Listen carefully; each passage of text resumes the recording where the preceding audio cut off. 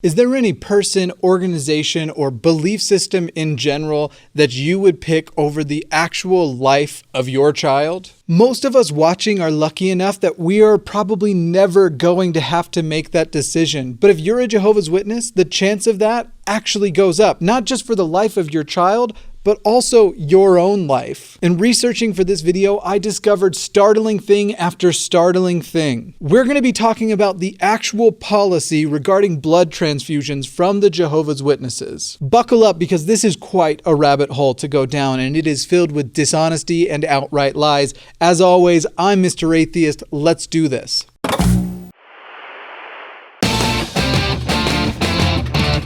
Here on Dear Mr. Atheist, I put out several videos a week relating to atheism, religion, and religious programming. And you know you never want to miss an episode, so hit that subscribe button and turn on notifications by ringing the bell. On to today's topic. The more I learn about the Jehovah's Witnesses, the more fascinating, but kind of in the watching a train crash kind of way it becomes for me. Growing up and escaping Mormon indoctrination myself made me maybe a little bit biased toward the idea that things could somehow be worse. But the Jehovah's Witnesses have definitely taken things to an extreme that I didn't even see in Mormonism. Over on my subreddit, where people suggest topics, I was sent this article from The Independent. Now, the first thing I thought was, it's from The Independent, which I don't mind as a paper and as a news source. However, I've never enjoyed going on their website because it pelts you with ads, and there is often autoplay videos that just go. Sometimes it seems like randomly, even if it's not the active tab. That kind of stuff drives me bananas. So I actually signed up for a free trial to be able to cover this. This is the title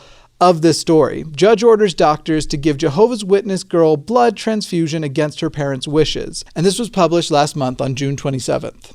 And the story begins with, a high court judge has ruled a 5-year-old girl from a family of Jehovah's Witnesses can be given a blood transfusion against her parents' wishes. And note this, Mr. Justice Hayden made the decision after hospital bosses said that the child could die or suffer a stroke if she was not treated urgently. However, the reason why she didn't receive this transfusion is here. The girl's parents said their religious beliefs would not allow them to consent to a transfusion, but did not object to the judge making the order. Now, this specific child was suffering from sickle cell disease. Her condition was getting worse, and ultimately, by not having this transfusion, she risked a major life-threatening event happening to her. Now, worthy of note, the girl's father broke down as he told the judge that he wanted his daughter to live, but could not agree to the transfusion. And as it mentioned before, when actually ordered to have it, they didn't object to this. And this is so often what I am talking about the danger and the problems with religion, because this is a literal case of people choosing between their child's life and their religion. Now, in this scenario, we're talking about in the United Kingdom, where luckily the laws can intervene and get in the way and say, no, you don't have that level of decision over your child's life. We have this debate as well with vaccines and other things, and often from religious-based objections of, no, I don't want this life-saving thing for my child. And in hearing about this, I couldn't understand how they actually get away with something like this, get away with something so dangerous. And actually, over in the UK, it's not as though universally this is the case, as though everything quickly gets in front of a judge before intervention can happen. In fact, there are guidances. I was amazed to find the following website. It is called the Joint United Kingdom Blood Transfusion and Tissue Transplantation Services Professional Advisory Committee, or JPAC for short. That is an extremely long name. But in section 12, they have a section called Management of Patients Who Do Not Accept Transfusion. And you have 3 subsections in there. You have anxiety about the risk of blood transfusion, something understandable, mostly because of bad information that's out there, that there might be people who are extremely anxious about it and you need to talk to them about it. There's a 3rd section, I'm going to skip over the Jehovah's Witness one, but mental competence and refusal of transfusion. Again, something that is a valid concern, but they have to actually insert a religious consideration here for people who are trying through medicine to save lives. And let me give you a thing or two from here, but then we need to move on to the parts that are just so terrible. See, what I did for this video was I actually linked up with my friend, Owen Morgan from Telltale. And basically I sent him all the resources I had been looking at and just asked if there were things missing. And there were significant things missing that were very interesting. I'm going to let him actually tell one of his own stories here in a moment. But first, let me jump in here. It talks about Jehovah's Witnesses. They have 7.5 million active members and that they don't accept blood transfusions. However, there are certain things that some of them will consider, certain things that some of them will have. But nearly all Jehovah's Witnesses refuse transfusions of whole blood.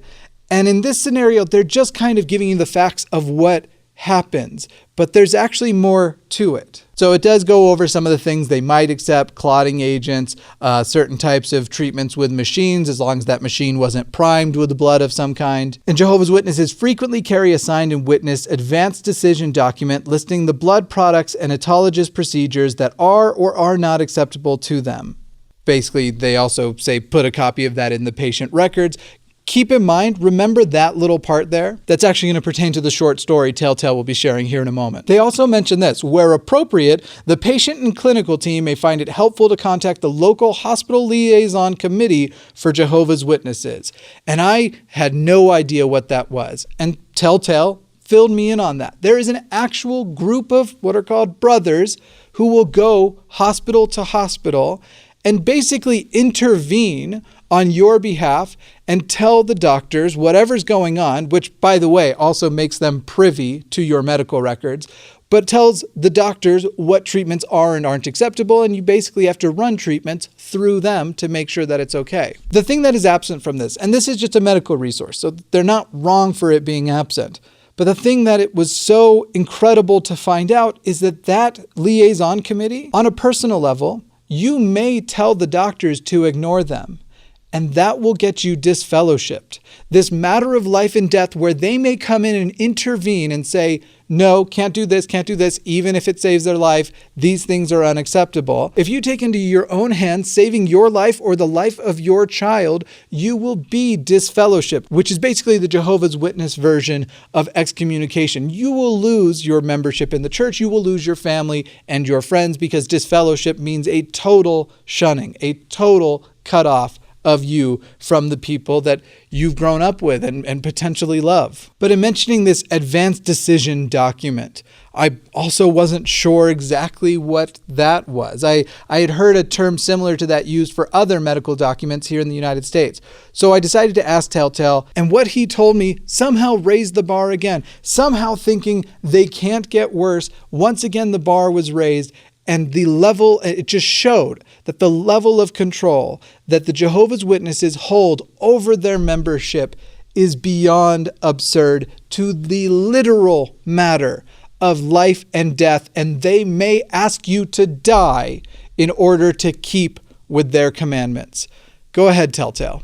It's been a while since I took a look at the old no blood card, but when I was little, everybody was required to carry one of these, even kids. The younger, the better. My mom carried mine for me until I was old enough to carry a wallet. If I got in a car accident or something, this would act as a medical directive, instructing doctors to let me die, rather than give me certain necessary medical treatment. Interestingly enough, my mom was also into homeopathy, but that's a story for another day. I honestly don't know how I made it to adulthood. Anyways, here's what the blood card says. We are Jehovah's Witnesses and hold strong religious convictions. Hence, we do not accept allogenic blood transfusions. It is widely known that such transfusions carry risks of hepatitis, HIV, and other health hazards. Our informed decision is to avoid these risks. We do accept non-blood expanders and pharmaceuticals that could control hemorrhage and stimulate the production of red blood cells and other non-blood management. If our child suffers an accident or becomes seriously ill, please contact us immediately. We know physicians who respect our religious convictions and are available for consultation on the use of modern, acceptable, non-blood alternatives. Did you notice the reasoning they gave? That they reject blood transfusions, and because blood transfusions have been shown for a high risk of hepatitis transference and HIV transference, which if those ailments are present, yes, a blood transfusion would give you those things. However, the testing for these things are better than ever. The chances of those things being transferred are lower than ever. And we are talking about situations of actual life and death because of things like sickle cell anemia or just straight out blood loss. You will die if you lose, depending on your size and weight, somewhere between 2.5 and 4 liters of blood. And here they are trying to cite that is their reasoning for it. But actually included in this article we've been talking about is the actual reasoning. It is their biblical reasoning. And then after I share with you this biblical reasoning, we're going to go to their website of the way they answer for it. And this is where the extreme dishonesty and the lies I mentioned before start to show up. Though again, this thing about the HIV and hepatitis already extremely dishonest. It is this scripture which they note on this medical guide. The life of all flesh is the blood thereof. Whoever eat it shall be cut off. That's from Leviticus 17. And abstain from the meats offered to idols and from blood. And that's from Acts 15. And they take that eating to mean any kind of absorption of it. Though, in fact, if you actually go look at the original translations, this is something else that Telltale pointed out to me, as far as the original context of that word, it actually literally meant blood in mouth down to stomach type of eating. But let's see how the Jehovah's Witnesses themselves answer for this. Why don't Jehovah's Witnesses accept blood transfusions? Rather than just answer that right off the bat, rather than just say the scripture and say that we feel commanded to do so, they decide to go through a number of myths and facts, which is not an answer to why don't Jehovah's Witnesses accept blood transfusions, is Jehovah's Witnesses don't believe in medicine or medical treatment. And they say the actual fact of the matter is we seek the best possible care for ourselves and our families, blah, blah, blah, blah, blah, blah, blah. And they do see doctors, they do believe in some level of medicine. It is specifically blood transfusions, which is the question. Why don't Jehovah's Witnesses accept blood transfusions? That's the actual question. They reply with, there's a myth we don't believe in any medicine. Certainly they do. It's also worth noting this is an evolving concept of what they can do. They were once prohibited from vaccination. In fact, it was called the crime of vaccination. Myth: Jehovah's Witnesses believe that faith will heal a person's ailments. And they say, fact, we do not practice faith healing. However, in their reasoning and in their scriptures and stuff, they do talk about how Jehovah is the giver and taker of life. So while they may not say that that is the same as faith healing, it effectively is. It is essentially that it is up to Jehovah if you die now. So if you survive this, he didn't want you to. If you don't, that was Jehovah's will. And it is an offense to interfere in between Jehovah's will for your life and death, as though this almighty and all-powerful flaming sword bro would be just thrown off by modern medicine. The creator of the universe can't outthink a few dorks in lab coats. As a dork myself, I get to call them dorks.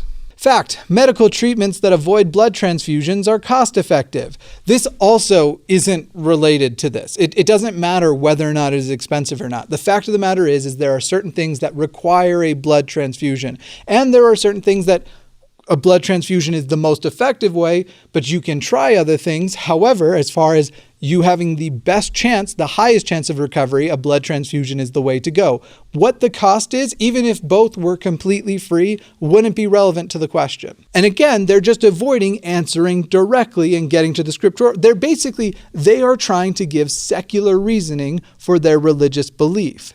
It is nonsense. Myth: many witnesses, including children, die each year as a result of refusing blood transfusions. And then this statement is totally unfounded. Surgeons regularly, All they are taking advantage of right now, again, this is where the dishonesty and the lying comes in. They are trying to suggest to you that this isn't actually a problem. The fact of the matter is that statistically, the likelihood of any individual needing to get a blood transfusion is very low.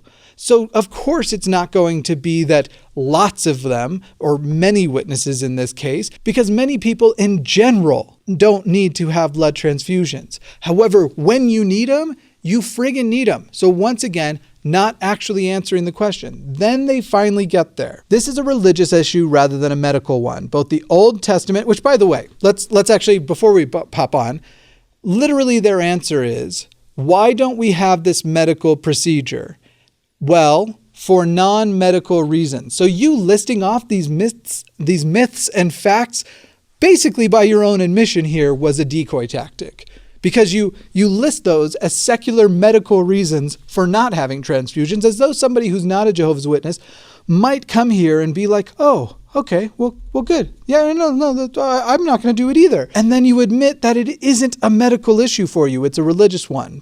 Both the Old Testament and New Testament clearly command us to abstain from blood. And then they list off some additional verses from that same guide I was showing you.